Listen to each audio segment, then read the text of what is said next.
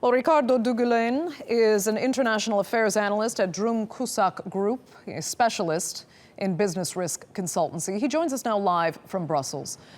First of all, Riccardo, are you in any way surprised that Daesh has claimed responsibility for this attack? Well, we need to keep in mind now that ISIS has been calling for attacks against Turkey for a long time. Since August and especially September, ISIS senior officials in Syria and Iraq have been issuing calls for militants to conduct attacks against Turkey, and this comes against the backdrop of Turkish anti-ISIS operations in Syria and Iraq. So the latest attack in Istanbul was part of this ISIS strategy to hit Turkey, to hit Turkish main cities in an attempt to score tactical victories and propaganda victories as the terror group is losing territory in Syria and Iraq at the hands in part of Turkish operations. So no surprise for you then. Was this, though, a pretty obvious target for Daesh? And why do you think perhaps it wasn't better protected, given that 500 people or so were gathering in one place? Well, we need to keep in mind that Turkish police was heavily deployed in Istanbul on the night of New Year's Eve. A lot of operations had been conducted before the attacks, but the attack that took place between the 31st of December and the 1st of January was most likely conducted by one single person. So it's very difficult, as we have seen in Berlin, as we have seen in Nice in France, that it's very difficult to arrest and detain a single suspect who is traveling with an assault rifle in his vehicle. So the problem is on how to best optimize the use of police forces within such big cities such as Istanbul, Paris, Brussels, and how to monitor the threat and monitor potential suspects. And this is an issue that will remain at stake for the foreseeable future in major global cities such as Istanbul.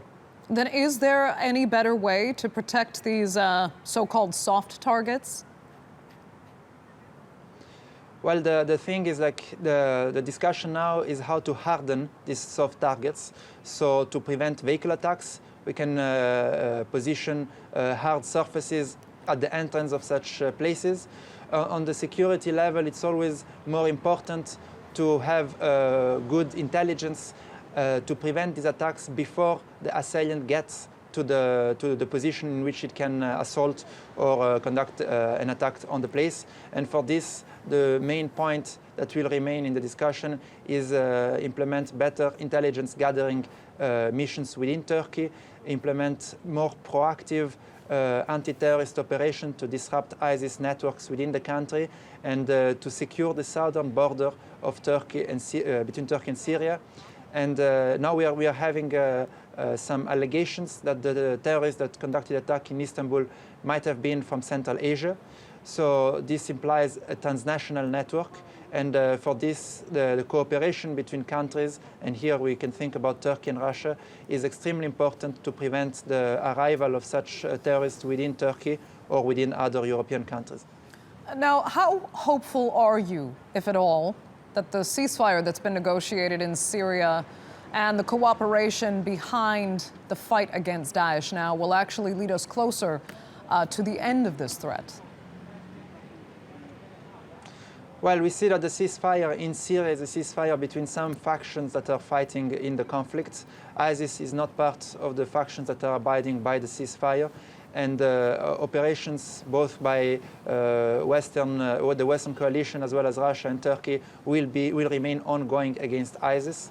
And the campaign that the terrorist group is waging within the region, so within the Middle East as well as globally, is likely to remain a major factor of instability or insecurity in the foreseeable future, because as ISIS is losing territory, it will probably step up operations within the wider region. So we can see in Western Europe as well as Turkey and the North Caucasus in southern Russia to score propaganda victories, as well as to try to have more active recruiting systems within those regions to attract foundings, enable to counter the loss of territories within the Middle East. Okay, Riccardo, we will leave it there. Thank you so much for sharing your insight from Brussels.